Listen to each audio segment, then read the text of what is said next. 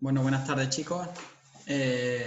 Bueno, esta sería la clase para tercero B y para mañana martes 29 de septiembre y también para tercero C el día 30 de septiembre, ¿vale? Para los alumnos que estáis en casa de manera telemática, ¿vale? Entonces, lo primero que vamos a hacer es corregir las actividades que teníamos pendientes para la clase de hoy, que eran la 1 y la 2, estas que estoy proyectando, ¿vale? Y la 20, ¿de acuerdo? Entonces, lo primero es repasar las actividades. La primera indica a qué nivel de organización corresponden un eritrocito, la sangre y el páncreas, un lípido, el agua y el oxígeno, ¿vale? Bueno, en primer lugar, un eritrocito, si lo habéis buscado porque a lo mejor no sabíais lo que era, pues es una célula, es un glóbulo rojo, ¿vale? El eritrocito es un glóbulo rojo, por lo tanto, estaría en nivel celular, ¿vale? Nivel células. Sangre sería nivel tisular o tejidos, ¿vale? El páncreas sería un órgano, un lípido pertenecería al nivel molecular, ¿vale? El agua también, a nivel moléculas, ¿vale? Y el oxígeno, pues según como lo consideramos, si lo consideramos como un átomo individualmente, sería a nivel átomos, y si lo consideramos como O2, que es como solemos encontrarlo en la naturaleza, sería a nivel molecular, ¿vale? Respecto a la segunda, realiza una tabla indicando cuáles son los monómeros que forman las biomoléculas orgánicas y cuáles los polímeros resultantes de su unión, ¿vale? O podríamos hacer una tabla tal que así, ¿vale? Sería el monómero y el polímero. Si lo habéis buscado porque a lo mejor había alguna duda al respecto, un monómero es un componente que se repite y al unir todos esos componentes formaría una molécula de mayor tamaño, que es lo que se conoce como polímero, ¿vale? Entonces, en el caso de los glúcidos, el monómero serían los monosacáridos y el polímero serían los di- y polisacáridos, que como recordaréis, están formados por dos o por muchas unidades de monosacáridos, ¿vale? Eso respecto a los glúcidos. Respecto a los lípidos, concretamente las grasas,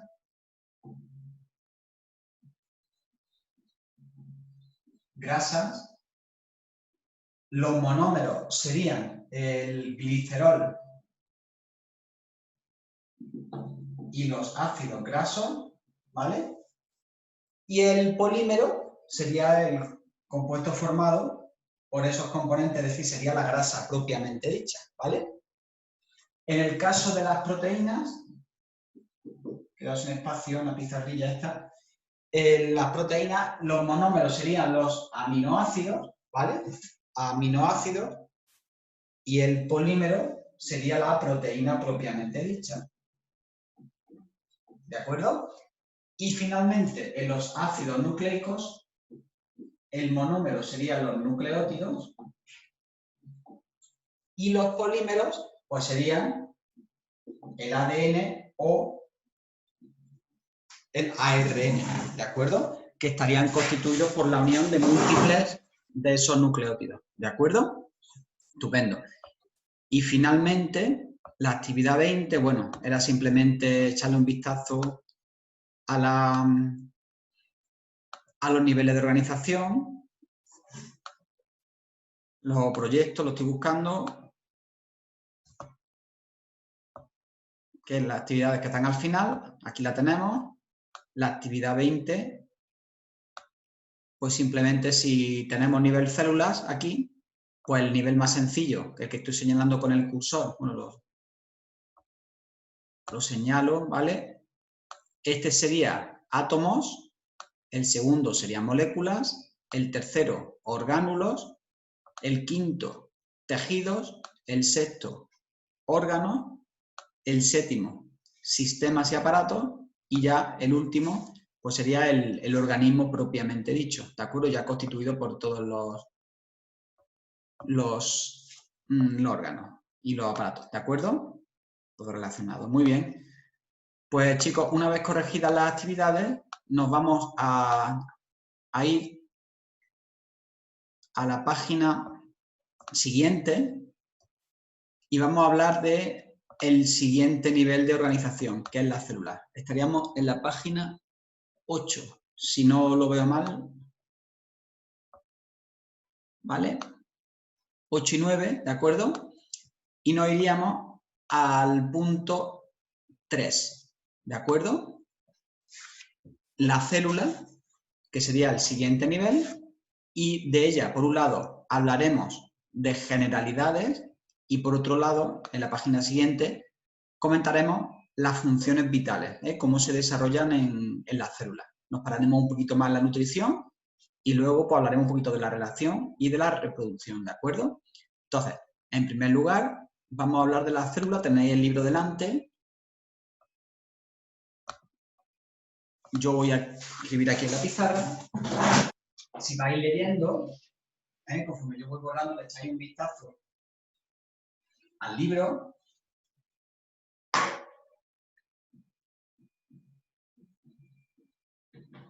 La célula, unidad básica del ser vivo, ¿de acuerdo? Entonces, si le echáis un vistazo al libro, pues simplemente hace referencia a la célula como la unidad más pequeña de nuestro organismo dotada de vida, ¿vale? Es decir, con la capacidad de realizar todas las funciones vitales, ¿de acuerdo? Muy bien. Entonces, vamos a hacer, yo voy a hacer aquí un mapa conceptual, ¿vale? Voy a hacer aquí un mapa conceptual de la célula, de lo que vamos a hablar en el texto, ¿de acuerdo? Entonces, hemos dicho que la célula es la unidad básica, la unidad más pequeña del ser vivo o de cualquier ser vivo. Y es unidad, por un lado, morfológica, es decir, que constituye cualquier ser vivo, ¿vale? O es la unidad más pequeña, como he dicho, que constituye cualquier ser vivo, ¿vale? Cualquier ser vivo en el planeta, la vida tal y como la conocemos, ¿vale? La célula es la unidad más sencilla en la que se divide, ¿de acuerdo? Un organismo. Por otro lado, también es unidad fisiológica. Unidad fisiológica. ¿Qué quiere decir que es unidad fisiológica? Bueno, pues fisiología se refiere a función, ¿vale? Pues quiere decir que la célula es la unidad más pequeña capaz de realizar las tres funciones básicas que vamos a estudiar ahora justo después, ¿vale? Nutrición, relación y reproducción, ¿vale? Por otro lado, la célula es unidad genética. ¿Qué quiere decir que es unidad genética? Tiene que ver con los genes, ¿vale? Unidad genética quiere decir que la célula es la unidad más pequeña que posee toda la información del organismo, ¿vale? Todo el material genético, ¿vale? Ya radica, lo podemos encontrar dentro de cada una de las células del organismo. No, en general, hay algunas excepciones, ¿vale? Pero en general, todas las células de mi cuerpo, salvo alguna excepción, poseen todos los genes de mi organismo, ¿vale? La información necesaria para poder constituir un nuevo organismo, ¿vale? Unidad morfológica, constitución fisiológica, de función, de las tres funciones. Genética, que tiene todos los genes, todo el material genético. Y por otro lado, es unidad de origen, que quiere decir que cualquier célula de nuestro organismo proviene de otra preexistente, de otra que ya existía. ¿Ok? ¿Vale? Entonces, conforme yo estoy haciendo aquí el esquema, que quiero que lo tengáis en vuestro cuaderno, quiero que me expliquéis ¿vale? Lo pongo aquí, que me expliquéis de cada uno de esos puntos de vista de la célula como unidad del ser vivo, ¿vale? Lo que significa, ¿vale? Es decir, lo que significa unidad morfológica, lo que significa unidad fisiológica, genética y de origen. ¿Ok? Bien. En segundo lugar, ¿vale? Según el número de células, podemos clasificar a los organismos, según el número de células, podemos clasificar a los organismos en dos tipos, ¿vale? Que es lo que tenéis justo debajo. Por un lado, organismos constituidos por una sola célula, es decir, organismos unicelulares, y por otro lado, organismos que están constituidos por muchas, ¿vale? O lo que es lo mismo, organismos pluricelulares. Que quiero que quede claro, ¿vale? Quiero que quede claro qué organismos son unicelulares y qué organismos son pluricelulares. En el libro lo tenéis, ¿de acuerdo? Entonces, pongo aquí otro paréntesis con su asterisco para que en vuestro esquema del cuaderno concretéis. ¿Quiénes son organismos unicelulares? Bueno, pues serían bacterias, ¿vale? Del reino Monera, protozoos y algas, algunas algas del reino protoctista y las levaduras del reino hongo, ¿vale? Todo eso serían organismos unicelulares. ¿Y pluricelulares? Pues serían el resto. Es decir, el resto de los hongos, que no son levaduras, es decir, pues como los conocéis, los mohos y las setas, las algas pluricelulares, ¿de acuerdo? Las plantas y los animales, ¿vale? Entonces, eso quiero que quede claro, ¿vale? A qué grupo pertenecen, ¿de acuerdo? Bien, comparto otra vez el libro, ¿vale? Para que lo tengamos delante. Y veo muy interesante en este punto comentar, lo tenéis aquí a la izquierda, un par de unidades que me sirven para medir el tamaño de las células, porque claro, el problema fundamental que tienen las células es su tamaño, que son de tamaño muy pequeño, no podemos hablar de ellas en centímetros, ¿vale? No podemos medirlas en milímetros ni en centímetros, necesitamos unidades más pequeñas. Esas unidades son la micra y el nanómetro, ¿vale? Borro aquí el esquema que llevo.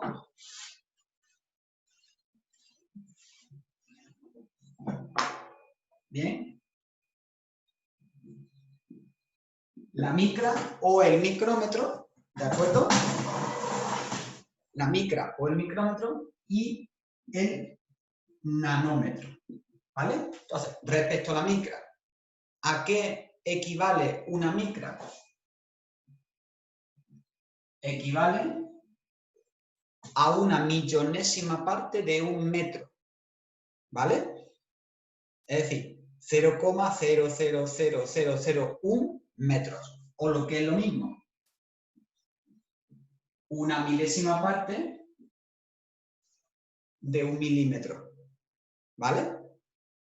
Es decir, en un milímetro habría 1000 micras, o en un metro habría 1.000.000 de micras, ¿vale? Eso en cuanto a la micra. Y el nanómetro sería 10 a la menos 9 metros, es decir,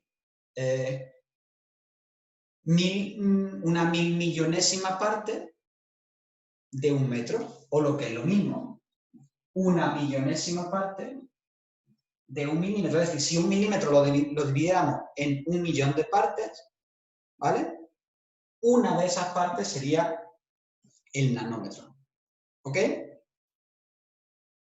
Bien, chicos, pues eso en cuanto a las unidades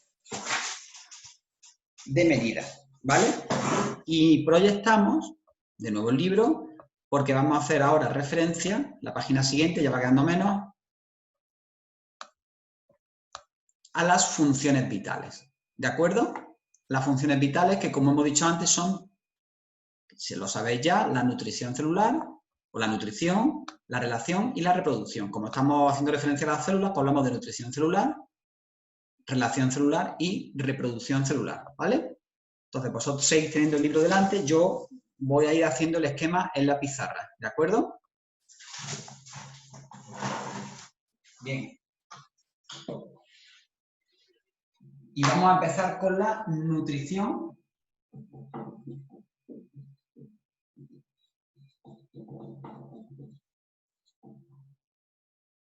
Empezamos con la nutrición celular, ¿de acuerdo? Entonces, lo primero que tenemos que saber es qué es la nutrición celular, ¿vale? Entonces, vamos aquí, cosas que tenemos que recordar. Concepto, ¿vale? ¿Cómo podemos definir lo que es la nutrición? Muy fácil, ¿vale? Siempre hablamos de las funciones como procesos, ¿vale? Procesos mediante los cuales se consigue algo, ¿vale? En el caso de la nutrición, fijaros, si yo considero este cuadrado como una célula, ¿vale? La nutrición sería el conjunto de procesos mediante los cuales la célula incorpora sustancias obviamente que necesita. Esas sustancias que necesita la célula se llaman nutrientes, ¿vale? Entonces, procesos mediante los cuales la célula obtiene nutrientes con dos objetivos, ¿de acuerdo? ¿Cuáles son esos dos objetivos? Pues el objetivo primero sería obtener energía, ¿de acuerdo? Ese es un objetivo de la nutrición, obtener energía. Y el segundo objetivo es obtener materiales. ¿Materiales para qué? Bueno, pues yo si estuviéramos en clase me gustaría preguntaros y que me lo fuera diciendo vosotros sobre la marcha, pero bueno, como no es el caso, os lo voy diciendo yo. Materiales para fabricar nuevas estructuras, para crecer, ¿de acuerdo? Pues para eso necesito materiales, ¿de acuerdo? Pues aquí fijaros, tenéis en un esquema gráfico, podríamos decir, lo que es la nutrición, ¿vale? Proceso mediante el cual la célula obtiene nutrientes, sustancias que necesita para obtener energía y para obtener los materiales que necesita, ¿de acuerdo? Bien, ahora vamos a comentar un poco cómo tiene lugar la consecución de esos objetivos, ¿de acuerdo? La consecución de esos objetivos. Y aquí es donde hablamos de una palabra que sonará, que se llama metabolismo celular, es decir, reacciones químicas que ocurren dentro de la célula, ¿vale? Con el objetivo, con el doble objetivo que hemos comentado antes, ¿vale? Entonces hago mi célula de nuevo, pero más grande, ¿vale? Es decir, si tengo yo aquí mi célula, ya han entrado los nutrientes, ¿vale?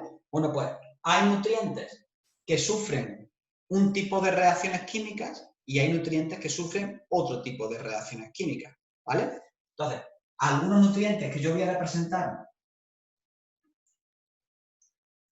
de este tamaño, es decir, moléculas grandes, ¿vale? Son sustancias de gran tamaño, sufren reacciones químicas de rotura, ¿vale? Está claro lo que está pasando, es decir, una molécula de gran tamaño la hemos roto en moléculas pequeñas. Y de la misma manera que ocurre cuando rompemos un muro que está hecho de ladrillo, ¿vale? Cuando rompemos el muro con un martillazo, los ladrillos caen al suelo, ¿verdad? Ese caer al suelo en realidad es una energía cinética, es un tipo de energía, ¿vale? Debido a la velocidad con la que caen los ladrillos, ¿verdad? Entonces, cuando yo rompo el muro, se libera energía. Pues aquí pasa algo parecido. Cuando se rompe una molécula de gran tamaño, se obtienen moléculas pequeñas, pero sobre todo, que es lo que a mí me interesa, se libera energía. Un poquito más arriba. se libera energía. ¿Vale? Que es lo que estamos diciendo. ¿Y para qué sirve esa energía? Bueno, pues parte de esa energía se va a emplear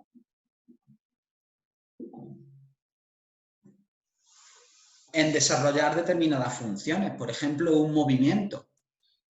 ¿Vale? Para generar un movimiento se necesita energía. ¿Vale? O esa energía se puede emplear en unir moléculas pequeñas para formar moléculas de mayor tamaño. ¿Vale? Fijaros que sería la reacción inversa a la que he comentado al principio. ¿Vale? Pero no quiere decir que sea la misma, no quiere decir que sea la misma reacción química, simplemente quiere decir que es el mismo tipo de reacción química. Es decir, hay veces que el objetivo es obtener energía, y a la vez, ¿vale? Otras veces, el objetivo es fabricar materiales. Por ejemplo, si la célula tiene que crecer, pues necesita este tipo de moléculas para poder constituir sus nuevos orgánulos, ¿vale? Aumentar de tamaño, porque a lo mejor que se va a reproducir. Imaginaros cuando nos hacemos una herida en la piel, en los bordes de la herida se ponen como locas todas las células a reproducirse para poder cubrir ese hueco que ha dejado la herida, ¿vale? Y esa reproducción de células, esa división celular, necesita de nuevas moléculas. Pero claro, para fabricarlas necesito energía. ¿Y de dónde viene la energía? De reacciones del primer tipo, ¿vale? O sea que está todo relacionado. Entonces, en el metabolismo, ¿vale? Es decir, el metabolismo serían todo tipo de reacciones químicas que ocurren en la célula, ¿vale? Pero hay dos tipos de reacciones, ¿de acuerdo? Reacciones en las que se libera energía y reacciones en las que se utiliza la energía para fabricar materiales. ¿Os acordáis de los dos objetivos de la nutrición? El primer objetivo era obtener energía, ¿vale? Ese me lo da o se consigue gracias al primer tipo de reacciones. Y el segundo objetivo era obtener materiales para poder crecer, renovar la estructura, etc. Y ese me lo da el segundo tipo de reacciones, ¿vale? Bueno, pues le vamos a poner nombre a ese tipo de reacciones. Por un lado, tenemos el catabolismo, que son las reacciones en las cuales se obtiene energía. ¿Vale? Lo tenéis explicado en el libro. Sí, en el cuadrante de la izquierda. Ahora hago referencia a él, ¿vale? Y las reacciones en las que se fabrican materiales es lo que se conoce como anabolismo. ¿Ok? Anabolismo. ¿De acuerdo? Voy al libro una chispa.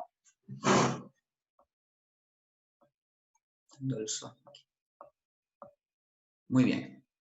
Ahí lo tenéis, ¿vale? Tenéis en primer lugar explicado el concepto de nutrición, ¿vale? Que por donde hemos empezado. Luego, en lo que es el metabolismo celular, ¿de acuerdo? Que son, fijaros, todas las reacciones químicas o procesos químicos que sufren los nutrientes para conseguir esos objetivos de los que hablábamos antes, ¿vale? Obtener energía y materiales. Y se divide metabolismo en catabolismo y anabolismo, que es lo que tenemos aquí explicado. ¿Veis? Fijaros, ahí tenéis explicado el catabolismo. Acabamos de decir, son reacciones en las cuales, fijaros, una molécula grande, ¿vale? Compleja, se descompone en moléculas más simples. Veis que se han roto, ¿verdad? Esa molécula formada por muchas bolitas, pues se ha roto liberando todas las bolitas, ¿vale? Entonces son sustancias más sencillas. Pero el objetivo de esto es obtener energía que se empleará en las funciones o en fabricar otro tipo de moléculas, ¿vale? Y luego el anabolismo es lo contrario. Partimos de moléculas simples para fabricar moléculas más complejas que las de partida. Pero eso cuesta energía, ¿ok? Nada es gratis, ¿vale? Muy bien. Pues esto en cuanto a la nutrición, ¿vale? Entonces, yo hago aquí un esquemita, yo aquí un esquema muy simple, ¿vale? Muy sencillo, pero en vuestro cuaderno yo quiero un esquema un poquito más desarrollado, ¿de acuerdo? Es decir, que lo expliquéis con vuestras palabras. Catabolismo, pues explicamos lo que es igual que anabolismo, ¿vale? Yo quiero que lo expliquéis, igual que el concepto de metabolismo y el de nutrición, ¿vale? Que si no lo pongo aquí a escribir me quedo sin pizarra en una chispa, ¿vale? Entonces, todo eso quiero que lo tengáis bien desarrollado en nuestro cuaderno, ¿vale? Un esquema bien trabajado, que luego ya revisaremos la semana que viene, ¿vale? Bien, pues nos vamos a la relación. Ahí poco vamos a decir, simplemente lo que es, ¿vale? Sería la capacidad de la célula para captar estímulos del exterior, ¿vale? Tenéis ahí. Y responder a ellos, pues, de forma adecuada, comunicarse con sus células vecinas, etcétera. El mismo ejemplo que hemos dicho antes, en el cual una célula se está dividiendo para cubrir una herida, cuando ya la haya cubierto, pues todas las células que estaban dividiendo reciben la orden, la comunicación de, oye, para. Son señales químicas que hacen que las células dejen de dividirse. Y la célula responde y obedece. Si no obedeciera, pues tenemos un problema, ¿verdad? Porque las células empiezan a dividirse sin control y originaría un tumor, ¿vale? Muy bien. Y por último, nos vamos a la reproducción, ¿vale? La borro aquí.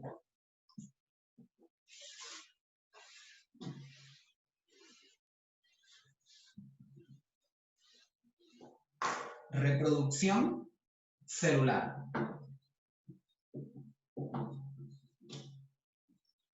Esto es muy fácil, ¿vale? Concepto, es decir, ¿en qué quiere decir reproducción celular? Pues muy fácil. Hace referencia al hecho de que una célula pues se divide en dos células. Así de sencillo, ¿vale? Esa es la reproducción de la célula, ¿vale? Pero eso tiene un objetivo. Eso tiene un objetivo que es diferente según hablemos de organismos unicelulares o si hablamos de organismos pluricelulares, ¿vale? Pensad, simplemente pensando, ¿vale? Si hablamos de un organismo unicelular, ¿qué gana? ¿Qué gana la población? Por ejemplo, una bacteria o un protozoo, que son organismos unicelulares. ¿Qué es lo que gana ese ser? Pues si antes había uno, pues después del proceso hay dos. Es decir, si hay 1000 en una charca, pues habrá 2000 al cabo de 2 o 3 horas. Y si sigue reproduciéndose, pues lo que estamos consiguiendo es aumentar el número de individuos, ¿verdad?, de la población. Eso es lo que estamos consiguiendo, aumentar el número de individuos de la población. Pero en un organismo pluricelular, cuando una célula se divide, no aumenta el número de personas. Es decir, cuando una de mis células se divide, no tiene como objetivo aumentar el número de seres humanos, ¿verdad? ¿Cuál es el objetivo? Pensad, si al nacer pesamos unos 3 kilos, bueno, yo en mi caso pesé 4,400, pero bueno, el tamaño medio es 3 kilos, 3 kilos y medio, ¿vale? Pues cuando pasa un tiempo, a lo mejor un año, pues ya pesas 10 kilos, 12 kilos. ¿De dónde han salido esos 8 o 9 kilos que has ganado en un año? Pues han salido de reproducciones de las células, ¿vale? Las células se han ido dividiendo y ha aumentado el número de células. Por lo tanto, uno de los objetivos en organismos pluricelulares es el crecimiento del individuo, ¿vale? Ahora, una vez que ya hemos crecido y ya no vamos a crecer más, no es vuestro caso, pero si es el mío, por ejemplo, mis células ya no se dividen. Pensadlo. Pues sí que se dividen. ¿Y cuál es el objetivo de esa división si yo ya no estoy creciendo? Pues el objetivo es renovar los tejidos, para que los tejidos estén lo más nuevos posible, ¿vale? Y haya menos posibilidades de que haya fallos, ¿vale? Sería lógico, o sea, pensar si fuéramos capaces, si pudiéramos tener un coche que él solo periódicamente fuera cambiándose cada una de las partes que lo constituyen, el coche no duraría más tiempo, ¿verdad? Pues algo así pasa con los seres vivos pluricelulares, ¿vale? Y por último, en algún caso, tiene que ver con la reproducción. Concretamente con la reproducción asexual. Es decir, en organismos que tienen reproducción asexual que son capaces de reproducirse ellos solos. Es decir, eso no es posible para nosotros. A mí se me cae un brazo y del brazo sale un nuevo Álvaro. Eso no es posible. ¿Vale? Pero en algunos organismos sí que lo es.